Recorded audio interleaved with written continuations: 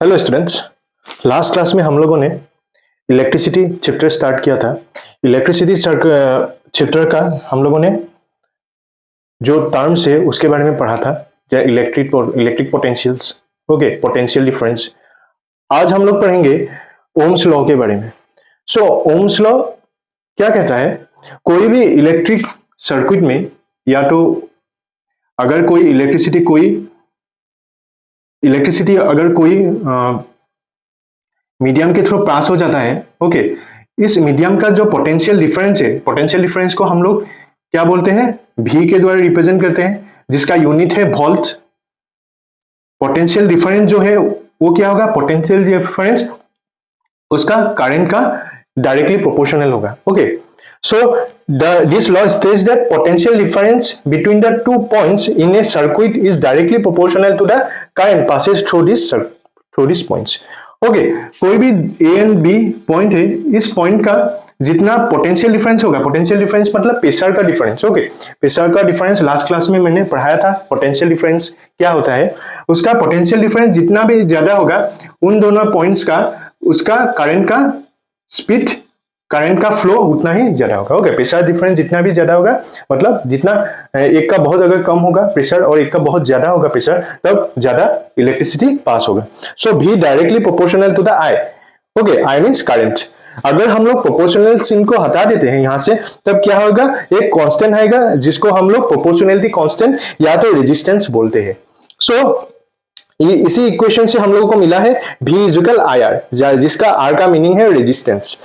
अगर I को हम लोग इस साइड पे ले आएंगे तो क्या होगा? V by I equal R। और अगर हम लोग R को इस साइड पे ले आएंगे तो क्या होगा? I equal V by R। So यहां पे क्या होगा? अगर V को हम लोग पोटेंशियल डिफरेंस को कांस्टेंट रखेंगे तब क्या होगा? V I inversely proportional to the R। मतलब किसी भी सर्किट में रेजिस्टेंस जितना ज्यादा होगा उसका इलेक्ट्रिक फ्लो उतना ही कम होगा। सो रेजिस्टेंस में मतलब जो रेजिस्टेंस मतलब होता है जिस फ्लो को जो चीज रेजिस्ट करता है, मतलब बाधा देता है, ओके, उसको हम लोग रेजिस्टेंस बोलते हैं। सो रेजिस्टेंस का जनरली सिंबल ऐसे हम लोग रिप्रेजेंट करते हैं। So I inversely proportional to the R. अभी हम लोगों को ये बात पता होना चाहिए कि रेजिस्टेंस का जो ऐसा यूनिट है वो क्या है? ओम है। ओम को हम लोग इस सिंबल के द्वारा रिप्रेजेंट करते हैं। सो आर इक्वल, इस इक्वेशन से हम लोगों को क्या पता था? R equal 1 by V by I. So अगर हम लोगों को 1 ओम का डेफिनेशंस लिखने आएगा तो हम लोग क्या लिखेंगे एग्जाम में?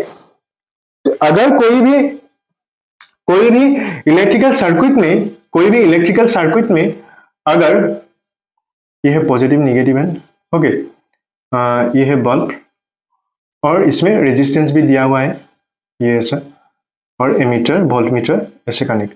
कोई भी इलेक्ट्रिक सर्किट में अगर 1 एम्पियर इलेक्ट्रिसिटी पास होता है, ओके, 1 एम्पियर इलेक्ट्रिसिटी पास होता है और इस सर्किट का जो पोटेंशियल डिफरेंस अगर 1 वोल्ट होता है, तब इसका सर्किट का रेजिस्टेंस क्या होगा?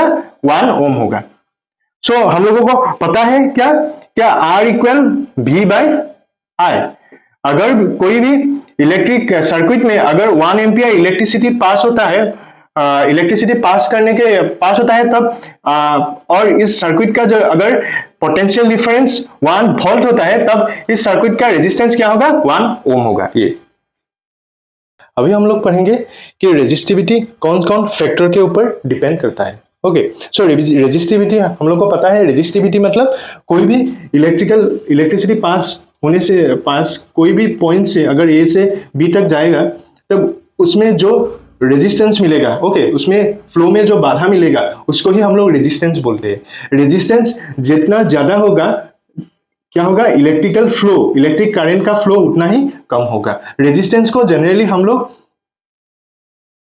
ऐसे सिंबल के द्वारा, सर्किट सिंबल के द्वारा रिप्रेजेंट करते हैं, और रेजिस्टेंस को जो चीज कंट्रोल करता है, कम या ज्यादा करता है, उसको बोलते हैं हम लोग रियोस्टेट। ओके, रियोस्टेट को इस सिंबल के द्वारा रिप्रेजेंट करते हैं।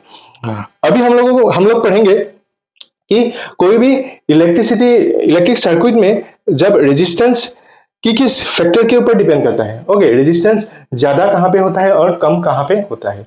सो हम लोग अगर कोई भी लेंथ, कोई भी एक दो वायर है A B and C D. Okay, so इन दोनों में से रेजिस्टेंस किसका ज्यादा होगा? हम लोगों को पता है अगर हम लोग कोई भी दूर में जाते हैं, पास में जाने से हम लोग का रेजिस्टेंस कम होगा। ओके, रास्ते में रेजिस्टेंस कम होगा। सो जितना लेंथ बढ़ेगा, लेंथ जितना बढ़ेगा इलेक्ट्रिकल वायर का रेजिस्टेंस उतना ही ज्यादा होगा। Okay, resistance is directly proportional to the length of the electrical wire, okay, of the circuit, or you can say electrical circuit. So length ज्यादा, जितना ज्यादा होगा क्या होगा? लेंथ जितना ज्यादा होगा रेजिस्टेंस उतना ही ज्यादा होगा। उसके सेकंड फैक्टर है एरिया। एरिया मतलब कितना विड्थ है। ओके, ये एक वायर है और ये एक वायर है। ओके, मान लीजिए ये एक रास्ते है, ये रास्ता है और ये भी एक रास्ता है, रोड है, दोनों एक रोड है और यहाँ पे बीच बीच में गड्ढा है। ओके, गड्ढा है और इसमें भी बीच बीच में गड्ढा है। सो ज्यादा इजी कहां पे होगा हम लोगों को जाने में? ये गड्ढा मतलब यहाँ पे रेजिस्टेंस है। ओके, सो हम लोग इस रास्ते पे जाने से हम लोगों का एरिया जितना ज्यादा होगा, हम लोग ऐसे भी जा सकते हैं ना। ओके, मतलब इसमें रेजिस्टेंस कम होगा, जितना एरिया जितना ज्यादा होगा रेजिस्टेंस उतना ही कम होगा। ओके, सो यहाँ पे मतलब इस रास्ते में से जाने से हम लोगों का रेजिस्टेंस, हम लोगों को बाधा ज्यादा मिलेगा।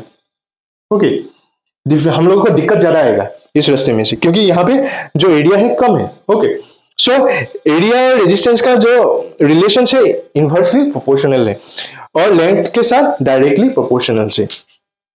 सो लेंथ ज्यादा, जितना ज्यादा होगा, यहाँ पे लेंथ जितना ज्यादा होगा रेजिस्टेंस उतना ही ज्यादा होगा।